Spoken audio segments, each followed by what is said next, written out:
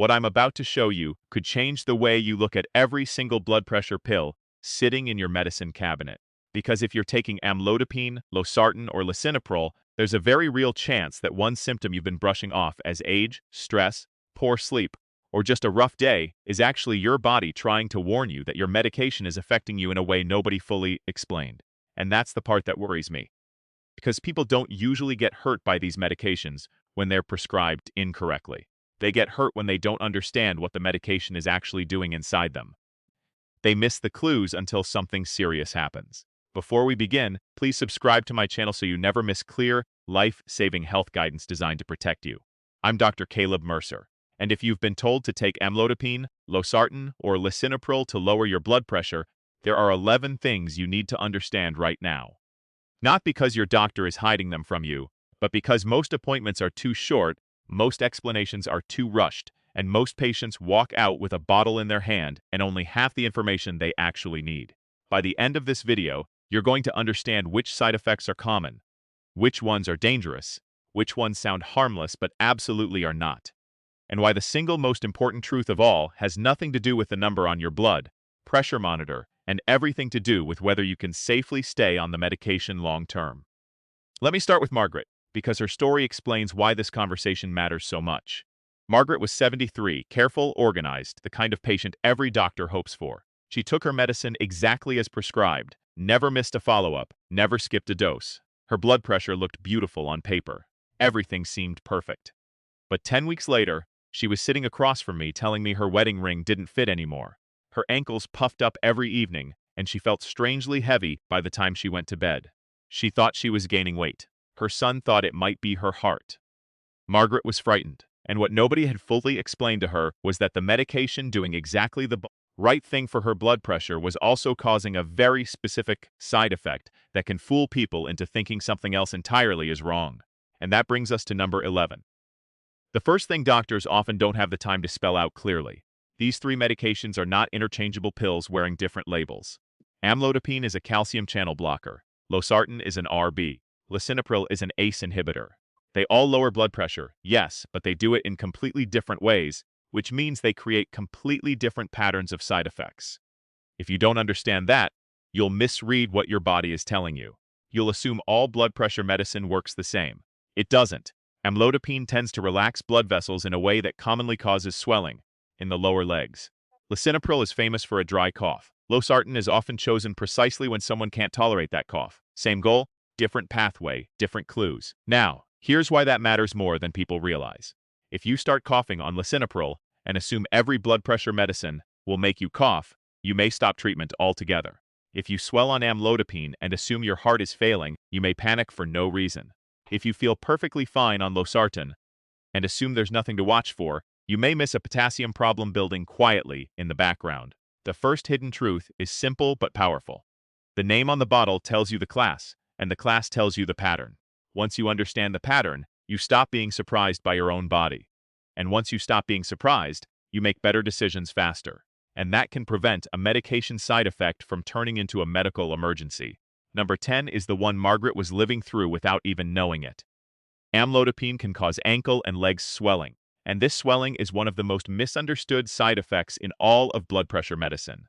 People think it means they've eaten too much salt. They think they're retaining water from weak kidneys.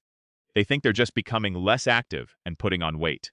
But with amlodipine, the swelling often happens because the small arteries relax more than the veins do. Blood flows into the legs more easily than it flows back out. Pressure builds in the tiny vessels, and fluid starts slipping into the tissues around the ankles and feet. That's why people so often say, "I'm fine in the morning, but by evening my socks are leaving deep marks." Let me tell you about Walter. Walter was 76, and every afternoon his ankles looked bigger than they had that morning. He decided it was just part of getting older. Then he started sleeping with his legs propped up and noticed the swelling went down overnight, only to return by the afternoon. He never once connected it to the amlodipine he'd started 6 weeks earlier. What made this dangerous wasn't just the swelling itself, it was the silence around it. He didn't want to bother his doctor. He kept taking the medication, kept getting more uncomfortable, and eventually started skipping doses on the days he wanted to go out because he was embarrassed by how his legs looked. That is exactly how a manageable side effect turns into uncontrolled blood pressure. The swelling may not mean the drug is wrong for him forever, but it absolutely means the conversation needs to happen. Number 9 is something people brush off for far too long. Lisinopril can cause a dry, persistent, nagging cough. And what doctors often don't emphasize enough is that this cough doesn't always begin right away. Sometimes it starts within days, sometimes within a couple of weeks, and sometimes it shows up after months, which is exactly why people miss the connection. They blame allergy season, dust in the house, acid reflux, a lingering cold, or dry winter air. The cough usually feels scratchy, irritating, stubborn, not wet, not productive, not dramatic, just relentless. And because it often gets worse at night, people become convinced their lungs are the problem, when the real culprit is the little pill sitting quietly in their organizer every morning.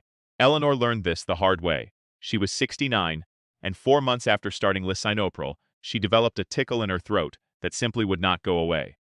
Then came the nighttime coughing fits. Her sleep got worse. Her energy dropped. She started waking up exhausted and assumed maybe she was just getting older, or maybe her reflux had come back. She bought lozenges, changed laundry detergents, even replaced the air filter in her home. Nothing helped. When I asked her, when the cough began relative to starting the medication, she looked stunned. No one had ever told her that the lisinopril cough can arrive late. And once I explained it, everything clicked into place. This matters because so many patients quietly suffer with that cough for months. And a lot of them eventually stop the medication on their own without telling anyone, which is exactly what we do not want. But there's something even more important hiding behind this. And I need you to hear me clearly. A dry cough on lisinopril is usually not the same thing as a dangerous allergic emergency. The symptom that should alarm you is swelling of the lips, tongue, face, or throat, especially if breathing or swallowing becomes difficult. That is not a wait-and-see situation. That is not a call-the-office Monday situation. That is emergency care right now. ACE inhibitors like lisinopril can, in rare cases, cause something called angioedema, and it can become life-threatening very quickly. ARBs like Losartan can very rarely be linked to similar swelling too, but the classic concern is with ACE inhibitors. So if you hear me say cough, don't panic. If you hear me say tongue or throat swelling, that is the moment you move fast. Number 8 is one of the most dangerous truths in this entire video, because it hides in plain sight right there in the grocery store. If you take Losartan or lisinopril, potassium matters. Most people hear that sentence and think, fine, I don't take potassium pills, so I'm safe. Not necessarily. Because potassium doesn't only come in a supplement bottle. It shows up in salt substitutes, heart-healthy seasoning blends, electrolyte powders, some meal replacement drinks, and over-the-counter products people use without a second thought. Losartan and lisinopril can both raise potassium levels. And high potassium can become dangerous because it affects the electrical rhythm of your heart. It may not announce itself loudly at first. It can show up as weakness, muscle cramps, tingling, fatigue, palpitations, or sometimes hardly any symptoms at all. Let me tell you about George. George was 74 and had been trying so hard to be healthy. He cut his sodium, started reading labels, and proudly switched to a salt substitute because he believed he was doing exactly what his heart needed. What he didn't realize was that many salt substitutes simply replace sodium with potassium. So now he was taking Losartan, which can raise potassium, and seasoning every single meal with extra potassium on top of that. He started feeling weak and a little off, then noticed occasional skipped beats in his chest. By the time his blood work was checked, his potassium was high enough to demand immediate attention. And the tragedy is that George was not careless. He was trying to be compliant, trying to be good, trying to follow every rule. Nobody had simply connected the dots for him, and that gap in education is exactly where patients get hurt. Number 7 is the truth about kidney numbers, and this one confuses people so badly that they sometimes stop their medication at the very moment it may be doing something protective. Losartan and lisinopril are not just blood pressure drugs. In the right person, they can also protect the kidneys and the heart over time. But when you first start them, or when the dose is increased, your doctor may check your blood work and see a small change in kidney function, such as a rise in creatinine or a dip in eGFR. To many patients, that sounds like proof the medicine is damaging their kidneys. Sometimes it can be a real problem, yes, but sometimes a small early shift is expected because these medications change the pressure dynamics inside the kidney's filtering system.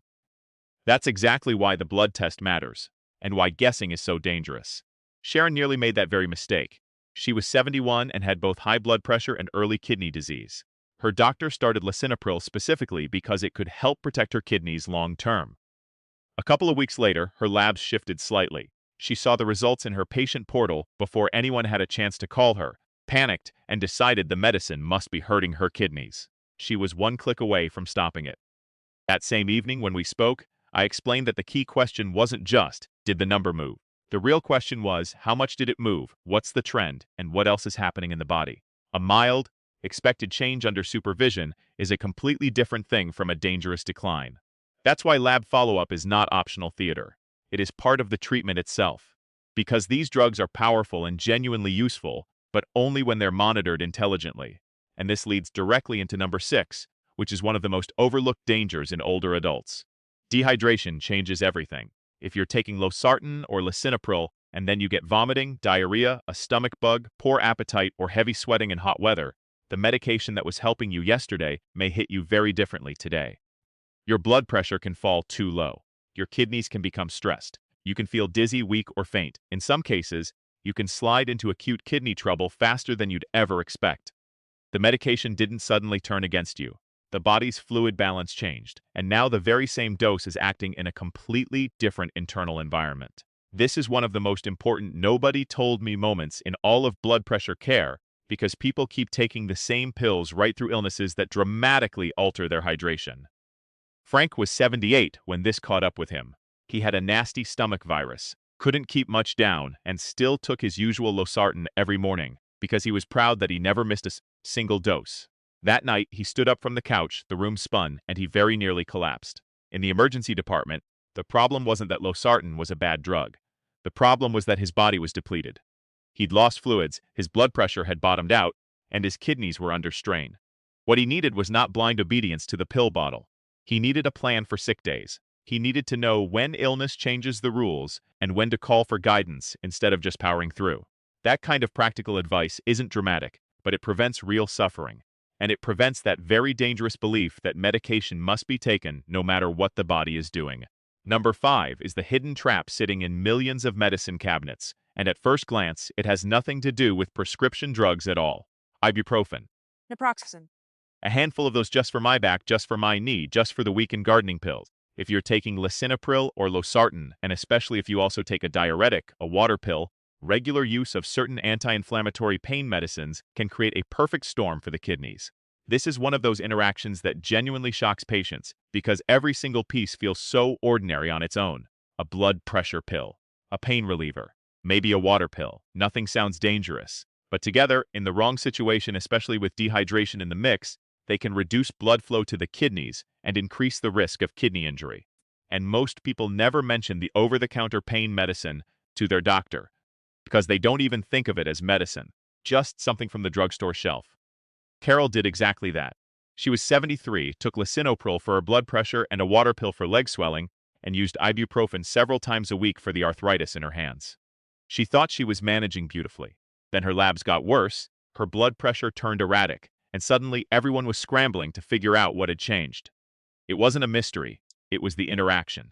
And once we removed the daily anti-inflammatory, reviewed safer options for her arthritis, and tightened up her monitoring, things improved.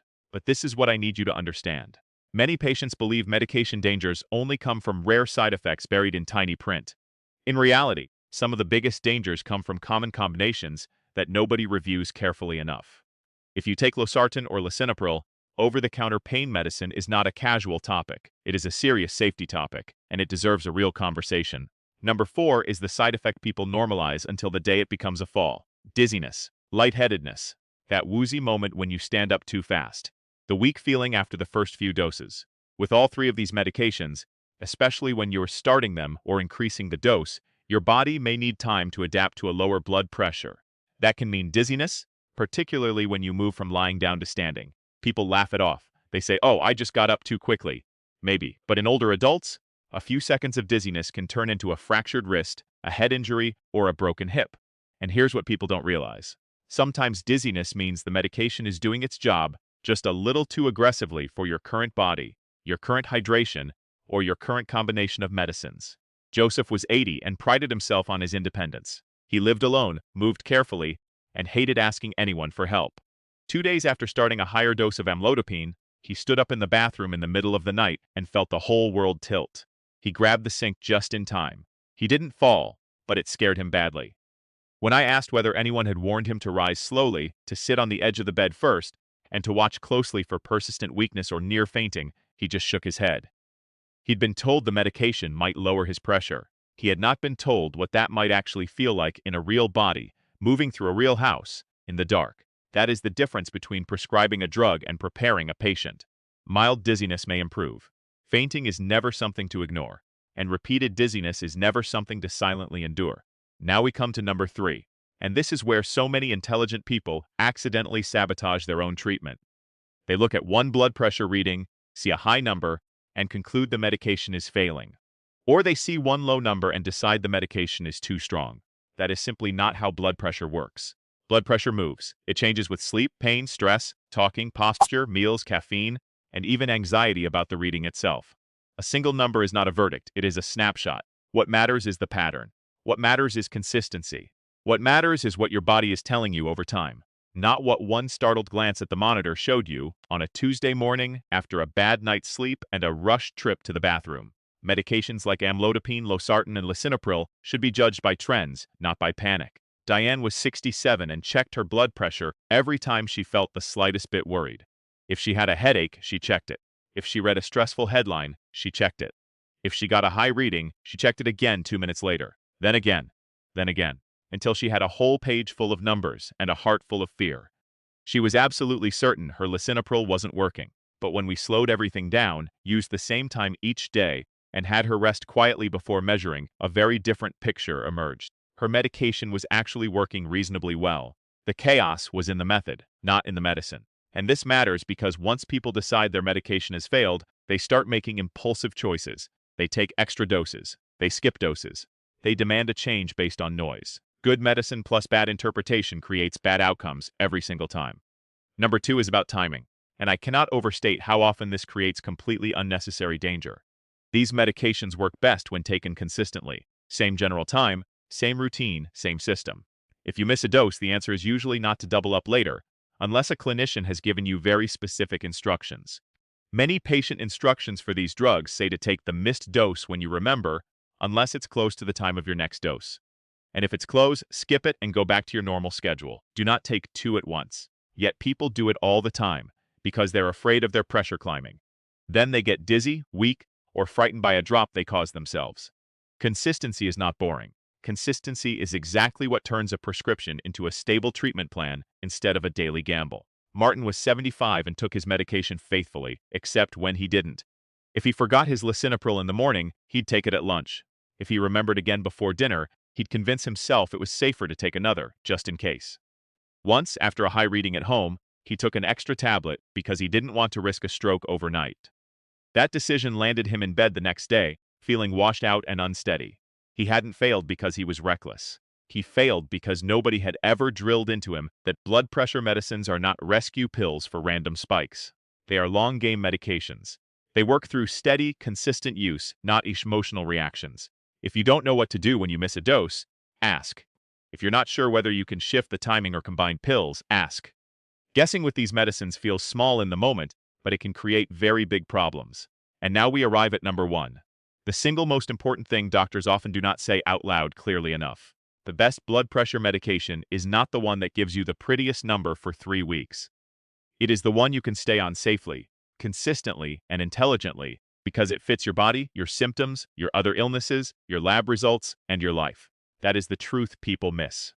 A blood pressure medication can look like a triumph on paper while quietly failing in the real world because you hate the way it makes you feel, you don't understand its warning signs, or you've secretly started avoiding it. Amlodipine may work beautifully for one person and cause miserable swelling for another. Lisinopril may protect the kidneys and control pressure wonderfully, yet a dry cough can ruin sleep night after night. Losartan may be a great alternative, but it still demands respect for potassium, kidneys, and hydration. Let me tell you about Teresa, because her story brings all of this together. Teresa was 70 and had excellent blood pressure numbers on lisinopril. Any doctor glancing at her chart would have smiled. But Teresa was coughing every single night, sleeping terribly, and beginning to dread that pill. She didn't tell anyone, because she assumed the answer would simply be, well, you need it, so just live with it. And that assumption is exactly where patients disappear. First, they resent the medication. Then they start forgetting it on purpose. Then they stop it entirely. Then the blood pressure climbs again, and everyone acts surprised. Teresa didn't need a lecture. She needed a medication plan that actually fit her body. Once the cough was identified as likely medication-related, clinician was able to reassess and adjust. That is good care, not push through at all costs, not suffer in silence because the number looks nice.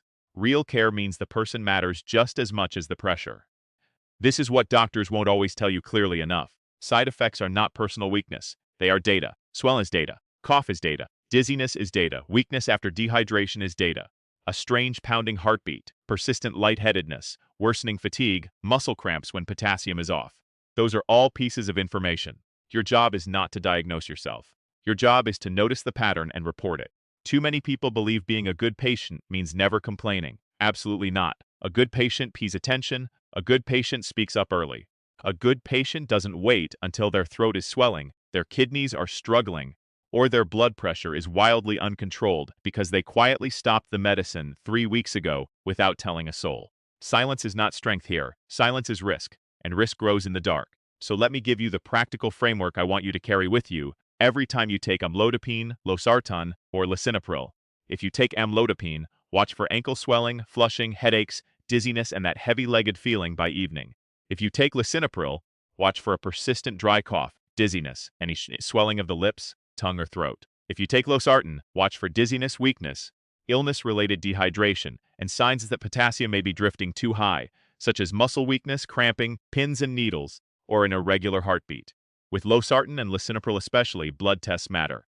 With all three, consistency matters. And with every single one of them, a symptom you can't explain is worth discussing. Do not wait for certainty. You do not need certainty to make a phone call. You only need a pattern that concerns you. I also need you to understand something else that can spare you a great deal of fear. Not every side effect means catastrophe. A mild headache when starting amlodipine may improve. Mild dizziness when you first lower your blood pressure may settle as your body adapts. A dry cough on lisinopril can be bothersome without being dangerous. But not every side effect should be endured indefinitely. There's a real difference between this may improve in a few days and this is stealing your quality of life. Patients blur those lines all the time. They either panic over a manageable symptom or they minimize a serious one. The answer is not panic, and it is not denial. The answer is interpretation. And interpretation gets sharper the moment you know what class of drug you're taking, how it behaves, and which red flags cross the line from nuisance to urgency. Now think about just how many people live with blood pressure medication in a fog of half-knowledge. They know the name, they know the dose, they know they're supposed to take it, but they don't know why the ankle swelled, why the cough started, why the labs changed, why their doctor asked about ibuprofen, why dehydration suddenly mattered so much, or why a simple salt substitute could become dangerous. That fog creates fear, and fear creates bad decisions. The moment you understand the mechanism, so much of that fear simply dissolves. You stop imagining that every symptom means the worst, and you stop pretending that the obvious symptoms mean nothing. That balance is where safety lives, not in ignorance, not in obsession, in understanding. And once you understand, you become far harder to harm, because you stop being passive with powerful medications. If this helped you, share it with someone who takes blood pressure medication, because there's a very good chance they need this information too. And as always, I'll be right here in the next video to help you understand the health truths that matter before they become the emergencies you never saw coming. And that is exactly why this channel exists.